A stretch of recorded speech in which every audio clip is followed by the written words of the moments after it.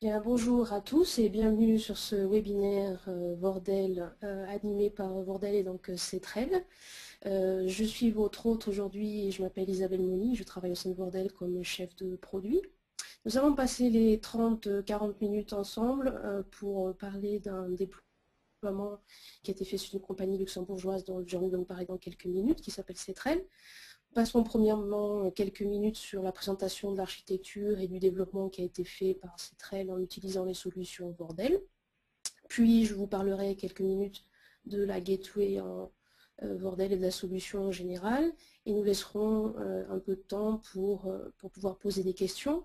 Si vous avez des questions durant le webinaire sur le contrôle, le petit panel de contrôle que vous avez de Citrix, vous verrez une partie, il y a marqué questions. Je vous demande de marquer vos questions pendant ce temps-là ou à la fin du webinaire, comme vous voulez. Nous n'ouvrirons pas les lignes audio, simplement on répondra aux questions qui ont été entrées là de façon mécanique, on va dire. Donc je vais passer à présenter nos intervenants aujourd'hui. Donc voilà, je suis chef de produit Bordel et je vais passer la parole donc à Jean-Luc Régnier, qui est architecte entreprise chez Cetrel et qui va nous présenter la solution Bordel et son entreprise. Jean-Luc, c'est à toi. Bonjour à tous. Donc je vais effectivement vous présenter ce qu'on a fait chez Cetrel en ce qui concerne l'utilisation des outils Bordel. Quelques mots d'abord sur ce qu'est Cetrel. Donc Cetrel, c'est l'acronyme pour Centre de transfert électronique. Page suivante, s'il te plaît. Les activités principales de Cetrel sont dans deux domaines, ce qu'on a appelé les shared services et le e-money. Alors le shared service concerne essentiellement des offres de solutions qui permettent à nos partenaires, essentiellement les banques, d'avoir des solutions clés en main. Alors parmi ces solutions, il y a l'intégration des données financières, où on fait l'analyse et la consolidation des données de bourse, et de les présenter, de vérifier l'éligibilité de ces données. Il y a l'émission de rapports légaux que nous réclament le gouvernement et l'organisation de la place financière. Il y a des solutions de domiciliation, des solutions de paiement. Évidemment, avec ça, on a besoin de solutions de transfert sécurisé de fichiers. Nos partenaires nous ont aussi demandé de pouvoir être audités en matière de sécurité. Donc nous offrons une solution d'audit. Et enfin, pour terminer, le Luxembourg a mis en place une PKI et nous sommes agents techniques pour cette PKI. Ça, c'est une partie des activités. L'autre partie qui est le e-money, ce qui nous intéresse plus précisément. Page suivante. En fait, l'activité e-money est organisée autour de l'activité des cartes. Il y a, dans les années 80, les banques luxembourgeoises ont décidé que le domaine des cartes n'était pas un domaine sur lequel elles voulaient se faire concurrence. Donc elles ont demandé à Cetrel d'offrir une solution qui permettait de gérer l'ensemble de l'activité carte, c'est-à-dire à savoir aussi bien la partie acquisition que la partie émission. Donc dans la partie acquisition, on retrouve donc des offres de services pour le front office et le back office, ainsi que le déploiement des terminaux chez les commerçants. Nous sommes aussi agents techniques pour la partie émettrice, donc c'est-à-dire que nous offrons les services pour le front office et le back office pour les banques, de façon à ce que les banques puissent offrir le service des cartes de crédit à leurs clients, et nous faisons aussi la personnalisation des cartes. Donc, c'est dans ce cadre que l'on va avoir besoin des boîtiers Wordel. En réalité, donc, vous voyez la pyramide sur laquelle est basé le service de carte. Nous avons d'une part toute la partie commerçant, d'autre part la partie banque et carte de crédit.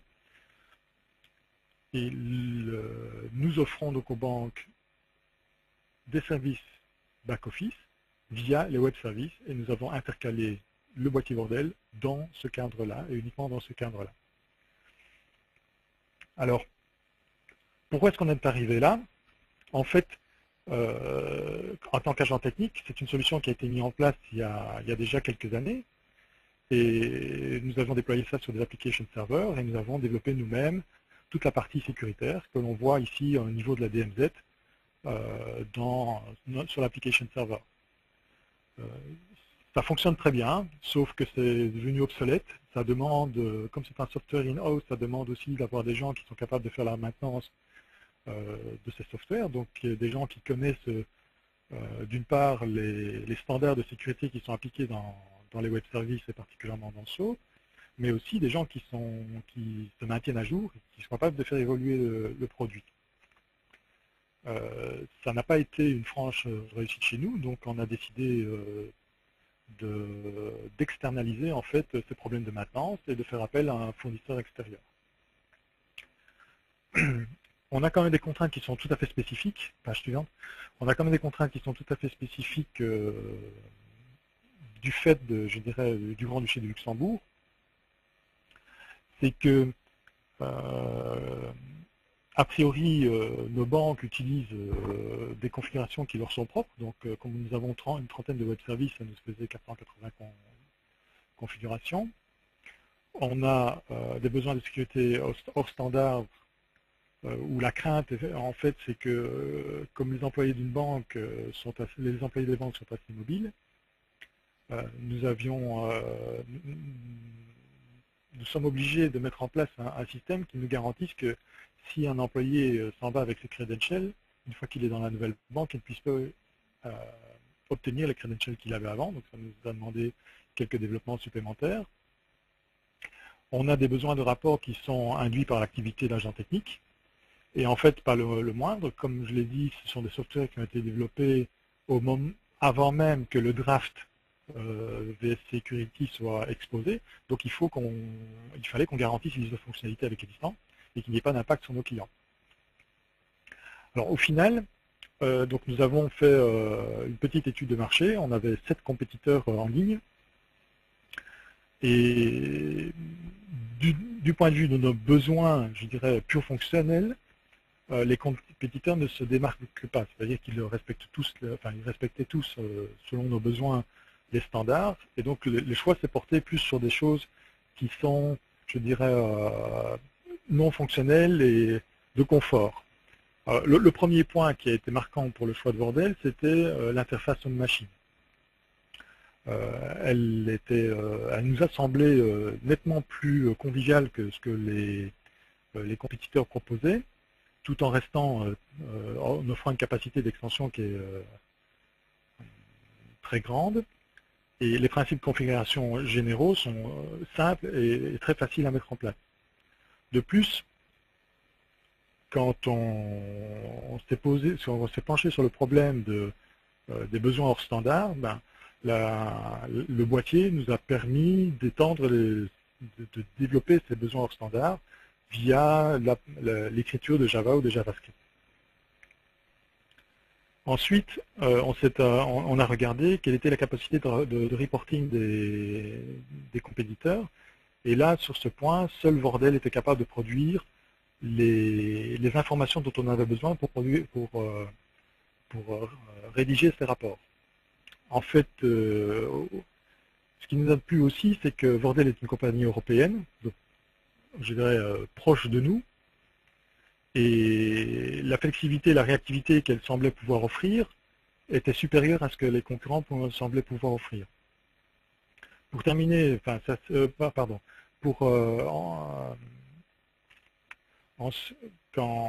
on a dû présenter le rapport, le rapport qu'on avait fait par rapport à ces 7 compétiteurs, nos dirigeants aiment bien savoir ce que les autres en pensent. Et donc, on s'était basé aussi sur le rapport de Gartner. Et là, on voit effectivement que Gartner met Wordle dans le quadrant des visionnaires et parce qu'il a une grande capacité à pouvoir opérer les web services et l'intégration SOA. Et pour terminer, le point qui vraiment ravit nos dirigeants, c'est que la configuration telle que nous en avions besoin, c'est-à-dire 2 appliances pour la partie production et deux images VMware pour la partie recette, était la plus économe offerte à ce moment-là. Voilà. Alors maintenant, comment est-ce qu'on a implémenté ça? Page suivante. Alors, on a réussi à mettre en place sur le boîtier une seule politique qui était valable pour tous les web services. Donc au lieu de se retrouver confronté à écrire 480 politiques de sécurité différentes, là on a réussi à en écrire une seule. Et nous mis en place dans la politique une adaptation du comportement par paramètre. C'est-à-dire quand on installe un nouveau client, donc une banque en l'occurrence, on spécifie un certain nombre de paramètres qui sont de l'ordre d'une dizaine et qui permettent de modifier le comportement de la politique de sécurité. Alors, les paramètres sont très souples. Ils nous permettent d'avoir des paramètres qui fonctionnent pour toutes les banques et pour tous les services. Ils nous permettent d'avoir des paramètres qui sont spécifiques à la banque, mais qui sont valables pour tous les web services, et qu'on peut lire pour toutes les banques et spécifiques par web service, ou bien spécifiques par banque et par web service. Donc cela nous offre une très grande souplesse dans la manière de configurer le boîtier, tout en ayant encore la police centrale qui est relativement simple et qui, elle, est unique, donc facile à maintenir. Alors qu'est-ce qu'on a en termes de fonctionnalités remplies par cette politique? Bah, évidemment, on a les protections contre les injections, qu'elles soient aussi bien XML et SQL. On a une validation stricte des schémas, aussi bien en termes de type et de valeurs permises. On a un contrôle transitif sur l'origine de la requête, les certificats utilisés et le contenu des données dans le payload. Donc ça, c'est quelque chose qu'on a dû mettre en place justement pour éviter la fuite d'informations quand les employés changent de banque. On a utilisé la crypto VS Security qui existait à l'époque, c'est-à-dire la signature, le chiffrement et le redatage. Nous n'utilisons pas l'authentification. Nous avons mis en place aussi pour la production la capacité de laisser le choix du client de quand il va utiliser un nouveau certificat. Parce que s'il est facile de synchroniser deux clients, il est beaucoup plus compliqué d'en synchroniser une quinzaine. Et donc de trouver un moment qui convient à tout le monde. Nous avons dû mettre en place aussi une modification des messages, donc les messages qui sont envoyés par nos clients, développés sur des standards qui n'étaient pas encore déterminés, et donc avec une compatibilité, une mise en conformité qui est parfois pas tout à fait exacte. Et donc notre boîtier maintenant permet de remettre tout ça d'aplomb et d'avoir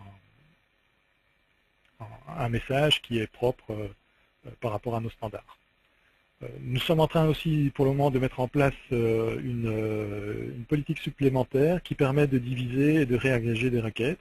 C'est-à-dire que comme nous avons un nouveau legacy, une partie des requêtes sont dirigées sur l'ancien legacy, une partie sur le nouveau legacy, mais surtout, il y a une partie des informations qui viennent de l'ancien et une partie des informations qui viennent du nouveau. Donc, si le client, lui, ne voit pas de différence quant à sa requête, en fait, nous, de notre côté, on divise la requête en deux et on réagrège les données quand elles nous reviennent. Nous avons aussi parmi nos clients, donc les banques, des banques qui font appel à des intervenants extérieurs, donc qui ont des agents techniques pour un certain nombre d'opérations. Donc pour ceux-là aussi, on a été obligé de mettre en place un contrôle d'accès spécifique. Tout ça toujours sur la même politique, mais simplement en changeant les paramètres. Et enfin, pour terminer, comme nous sommes face à des développeurs, nous avons étendu le système de gestion d'erreurs. Et donc on essaie de renvoyer une soap fault qui est la plus détaillée possible, de telle manière à permettre aux développeurs de gagner du temps dans ce temps de développement. Force est de constater que si, en général, les développeurs n'ont aucun problème pour gérer le fonctionnel, quand il s'agit de faire de la sécurité, c'est nettement plus ardu. Page suivante. Donc là, j'ai deux petits screenshots qui montrent comment se présente la configuration d'une police. Sur la partie droite de l'écran, on voit la police, donc avec ses petits boîtiers, ses petites flèches vertes, qui est utilisée pour charger tous les paramètres qui permettent de modifier le comportement. Par contre, sur la partie gauche, on voit la police la plus compliquée qui a été mise en place, qui est la police qui permet le retour d'erreur, donc de construire la soapfall de manière précise.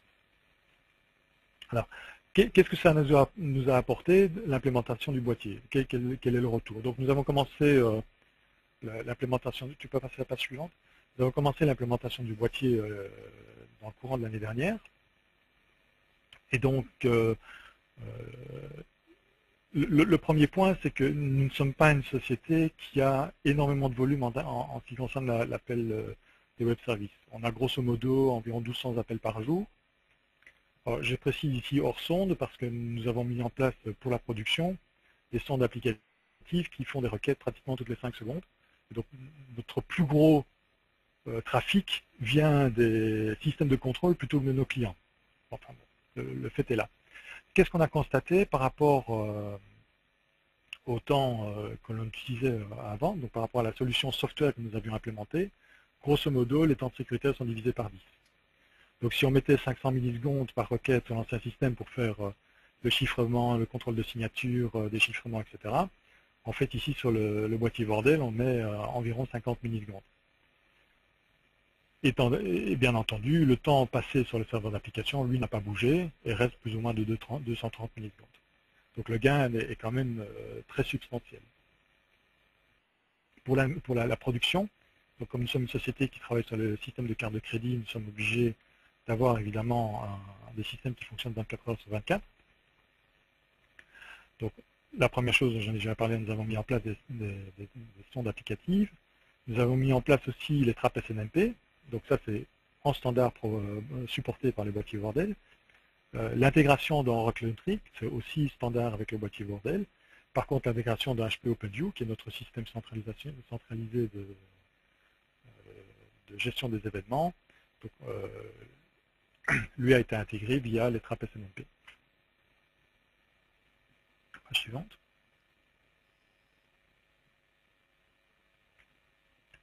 J'ai parlé tout à l'heure des rapports. Donc, la plupart des produits ne sont pas capables de faire des rapports. Ici, Wordle nous proposait des rapports en standard, mais qui ne nous convenaient pas. Par contre, les données qui sont nécessaires à produire les rapports qui nous conviennent existent dans la base de données. Donc, on a utilisé le produit Wordle Reporter pour récolter les informations et les mettre sous base de données.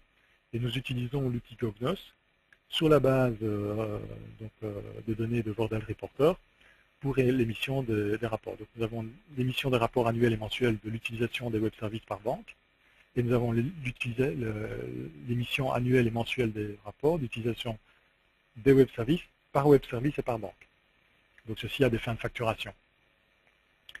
Nous avons aussi en interne un autre rapport qui est utilisé, mais plus pour contrôler la charge et les temps de réponse sur le temps moyen de réponse des web services.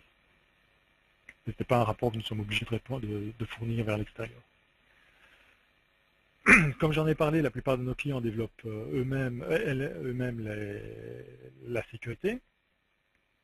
Donc une de notre grosse activité, c'est de suivre ce qu'ils font et de les aider à leur développement. Et alors, évidemment, quand nous développons de nouvelles polices, il faut bien que nous les testions. Et donc nous avons mis en place, grâce à l'outil Wordle Soapbox, un ensemble de tests de non-régression. Et grâce à ce que j'appelle le one-click, en un seul clic, on peut vérifier que toutes les fonctionnalités du gateway sont toujours actives et bien remplies, et surtout tous les messages d'erreur que nous retrouvons. Donc à la page suivante, il y a un petit screenshot. Page suivante. Donc là, vous voyez un screenshot de l'outil de test Soapbox. Donc sur la partie gauche, vous avez l'ensemble des polices qui nous permettent de faire les tests de non-régression. Et ce qui est affiché à l'écran, c'est par exemple un des tests de non-régression que nous faisons. Vous voyez, c'est assez simple, il y a 3 box, mais qui appellent en dessous une myriade de fonctionnalités et une myriade de web services.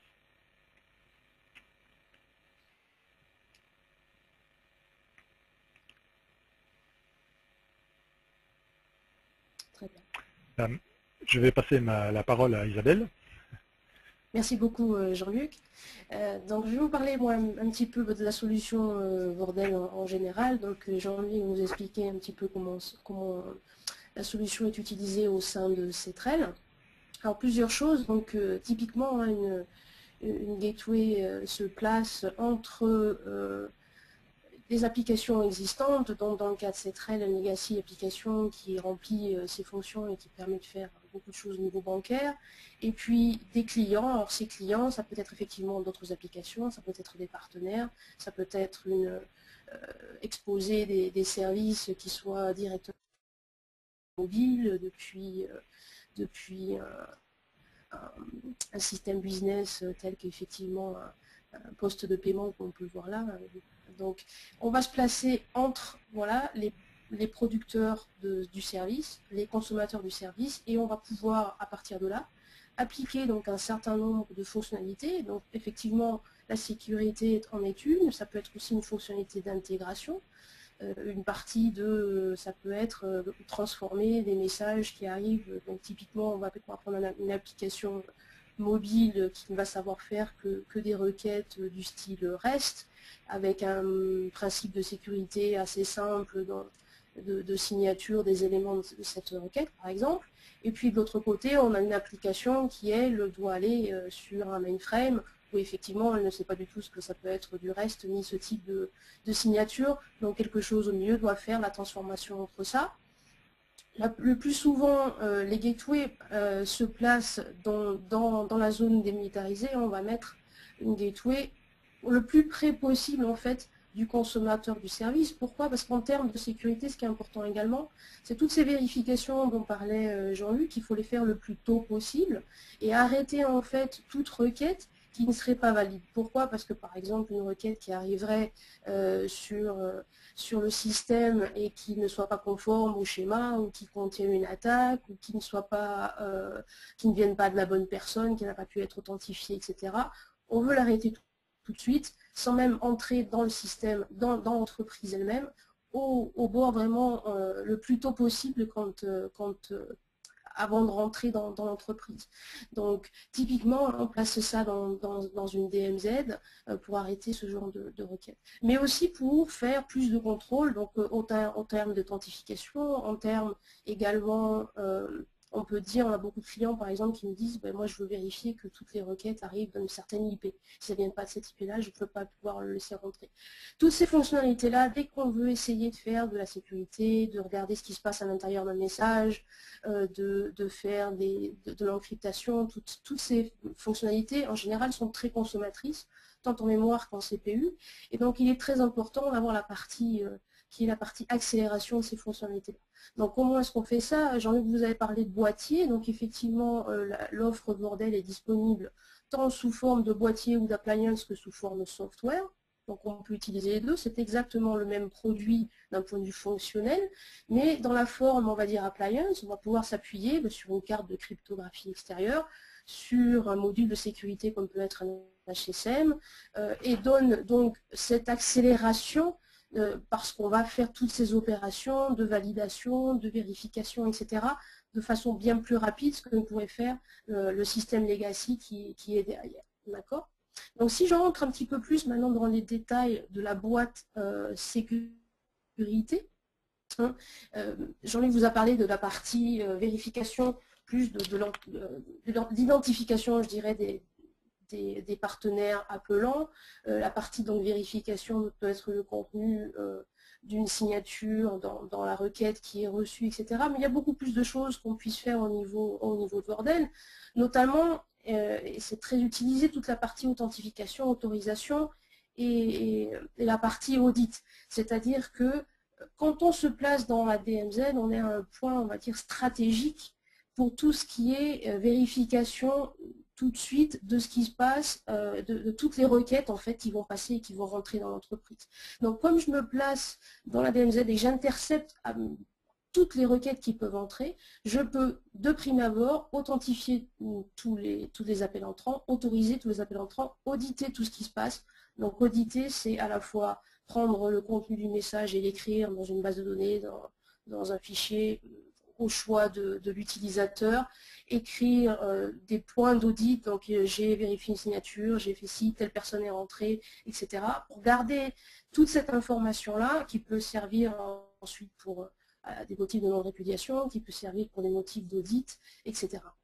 Également, un point important qui est la partie donc vérification de tokens de sécurité, donc de jetons de sécurité, alors que ce soit un jeton effectivement standard, comme peut être un jeton double sécurité, username, un token, un certificat, un token écrit en SAML, ici n'est pas notifié, mais il y a également toute la partie d'interaction avec le monde .NET, donc tout ce qui serait Kerberos, etc. Donc ça, c'est la partie pure et dure, sécurité. Puis la partie, on dirait, protection contre les attaques. Donc, effectivement, on va vérifier dans le contenu d'une requête, que ce soit du XML, que ce soit du REST. Alors ici, on a marqué XML, ça peut être également du JSON. Vérifier le type de requête qui rentre, récupérer peut-être détecter une attaque, qu'elle soit effectivement de type est-ce que l'injection, ce soit du cross-site scripting, que ce soit ce genre de choses qu'on ne veut surtout pas laisser rentrer. Et également une partie de alors ce qu'on appelle Security Token Service, c'est-à-dire, moi j'appelle ça intégration au niveau de sécurité, c'est-à-dire on va recevoir typiquement un jeton de sécurité d'un certain format et en fait le service auquel on doit parler sur le back-end comprend un autre format.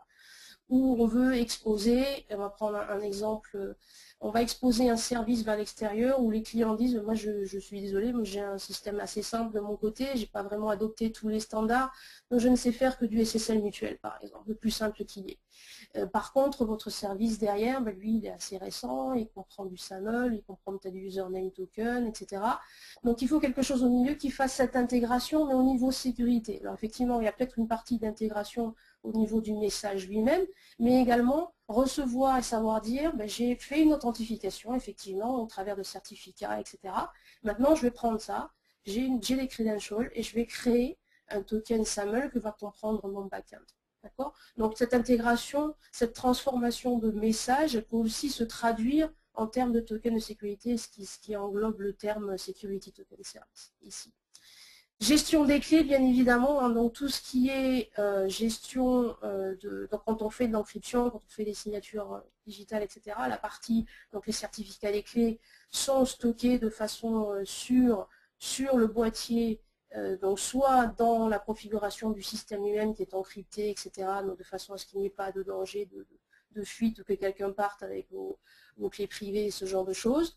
Et pour un degré plus important en fonction de vos demandes, on peut avoir également un boîtier HSM qui est utilisé de façon à gérer et garder les clés dans une carte HSM.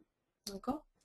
Et dernier point, pour la possibilité également de faire du filtrage donc, sur la partie données, c'est-à-dire dire par exemple on a un client qui utilise la gateway sur des millions de transactions par jour pour dire quand je vais renvoyer une réponse vers l'extérieur, je veux m'assurer que si le mot confidentiel est écrit dans tel champ, je vais absolument bloquer cette réponse pour qu'elle ne soit pas renvoyée à un client. Donc on filtre absolument, on regarde absolument toutes les réponses qui sortent. On cherche donc à l'intérieur de messages qui sont relativement conséquents, qui font plusieurs mégas. On cherche donc un nœud qui contiendrait la valeur confidentielle et si on le trouve, on arrête la réponse et on ne la renvoie pas au client. Donc ça c'est ce type d'information ou renvoyer une réponse en ayant remplacé un numéro de carte de crédit, pas des petites étoiles de façon à ce que personne ne puisse les voir. Donc rédiger un message pour enlever les données qui sont sensibles.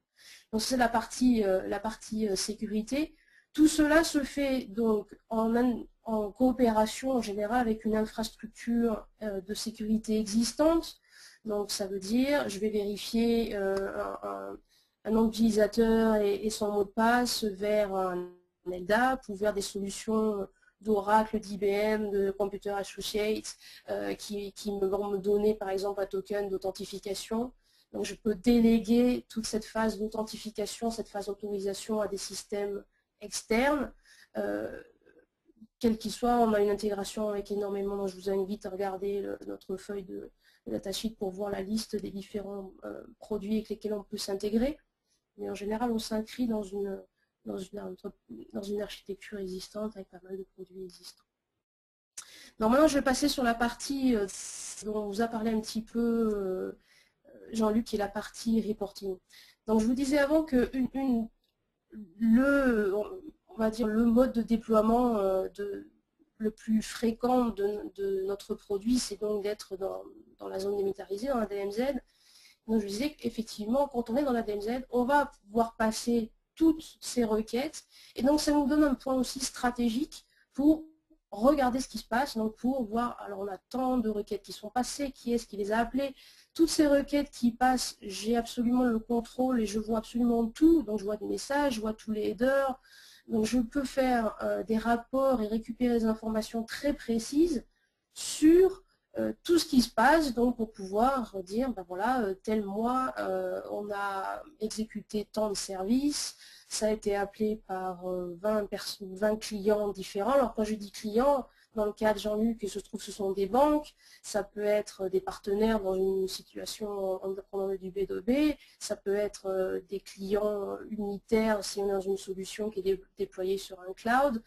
Donc la notion de client est assez large. Mais on va pouvoir voir effectivement une distribution de l'ensemble des appels en fonction du client, quel qu'il soit, quelle que soit votre définition de ce que peut être un client. Une fois on va donc récupérer toute cette information, on va la stocker, comme dit Jean-Luc, dans une base de données. Donc c'est la base de données qu'il exploite pour faire ses rapports. Et on va fournir donc un outil qui s'appelle Reporter qui permet de faire une analyse de ces informations-là. Alors, donc sur l'utilisation dont je vous parlais, également sur tout ce qui est la partie SLA, est-ce que mon service se comporte de la façon dont il devrait se comporter? Si j'ai promis par contrat à mon partenaire que ce service-là va s'exécuter en moins de 200 millisecondes et qu'il a le droit à 50 requêtes par seconde, est-ce que j'ai bien répondu à sa demande? Est-ce que j'ai bien respecté le contrat que j'ai passé avec lui? Donc toute cette information, donc si je dépasse, donc une façon premièrement de vérifier qu'on respecte le contrat au sein de la gateway, et ensuite de mettre dans la base de données les informations qui vont permettre de savoir, par exemple, est-ce qu'en février 2012, tel partenaire, j'ai bien respecté son SLA, combien de fois est-ce que j'ai excédé le SLA, peut-être que j'ai des pénalités à payer si ce genre de choses se sont passées, etc. Donc toute cette information est là, information de performance également. Donc on va centraliser en fait les rapports sur plusieurs gateways. Jean-Luc vous disait qu'il a une solution où il a deux boîtiers, donc deux appliances et puis une solution VMware. Donc cette solution de reporting est également disponible quel que soit le type d'offre que vous avez installée, que ce soit une offre logicielle ou une offre matérielle. C'est exactement la même chose. Donc je pourrais très bien, par exemple, envoyer l'ensemble des informations me permettant de créer les rapports depuis et mélanger, que ce soit deux boîtiers physiques et trois boîtiers software, les envoyer vers la même base de données en ayant de cette façon des informations complètement centralisées au travers de cette base. Alors comment est-ce que ces données sont disponibles? Donc on a une console, donc vous voyez ici quelques images qui vous permettent de créer certains rapports. On fournit également cette information de façon régulière au travers d'une API REST de façon à ce que des produits extérieurs en fait, puissent récupérer ces informations et les utiliser. On a également une intégration avec d'autres solutions du marché, comme peut-être Oracle Enterprise Manager, donc, qui ont utilisé de fait cette API RESTful pour récupérer en fait l'information et donner et créer leur propre rapport au sein de leur propre produit. Donc toutes ces données elles sont sécurisées, ça c'est quelque chose qui est important aussi, peut-être pas. D'un point de vue sécurité, on a dit bon, on va quand même stocker dans cette base des informations qui peuvent être délicates. On peut également mettre dans cette base de l'information sur le payload, par exemple. Ça peut être de l'information qu'on n'a pas forcément envie de voir dans la DMZ, dans un environnement où c'est pas forcément sécurisé. On veut vraiment le placer derrière le firewall dans l'entreprise. Donc ça, c'est parfaitement possible. Les informations et la base de données des informations se placent derrière la DMZ, se placent dans la zone interne et sûre, et on n'aura absolument aucun accès à cette information depuis la DMZ. Il n'y a que la gateway qui a une information et qui a accès. D'accord? Alors, donc, voilà pour une présentation. Donc, je vous invite, si vous voulez savoir plus de choses, à aller voir notre site web, donc www.vordel.com, où vous aurez de l'information sur l'ensemble de ces fonctionnalités et sur les différentes offres et solutions que nous proposons au-dessus de notre offre de gateway. Je vais regarder un petit peu les questions qu'on a eues pendant que Jean-Luc présentait. Alors, il y a une question, Jean-Luc, justement sur le type de rapport. Tu as expliqué que tu avais des rapports donc, par rapport aux web services, des services par consommateur et par banque, c'est ça? Alors, en Donc, quel fait, type de rapport est-ce que tu peux construire et voir? En gros, c'est la question. donc, en réalité, ce qui se passe, c'est que chaque fois qu'un de nos partenaires, donc une banque, fait un appel à un web service, cet appel est facturé. Oui. Et dans le système legacy, nous n'avons aucun moyen de savoir s'il y a eu appel ou pas. Donc on se sert du boîtier pour compter le nombre d'appels. Et donc la comptabilité a besoin de savoir combien d'appels ont été faits et quel type d'appel a été fait. Parce que la consultation d'un compte, du signalétique d'un client, d'un porteur de carte, ne coûte pas la même chose à la banque que la modification du signalétique justement de ce porteur. Et donc, c'est pour ça qu'on avait absolument besoin de ces rapports, parce qu'il n'y a qu'à cet endroit-là qu'on pouvait le faire. De plus, comme je l'ai dit, on est en train de changer de legacy, et même dans la nouvelle mouture du legacy, ce genre d'information n'a pas été prévu. Donc, voilà. C'est pour ça qu'on a besoin de faire ces rapports. Très bien, merci. Et on se trouve effectivement au bon endroit pour le faire. Exact. Très bien. Alors, autre question qui est, quel est le niveau de compétence qu'il faut pour utiliser ce type de solution, d'après dans ton expérience? Ah, c'est une question qui est un peu piège, je dirais. Plus on a la compétence sur les standards de sécurité, plus c'est facile.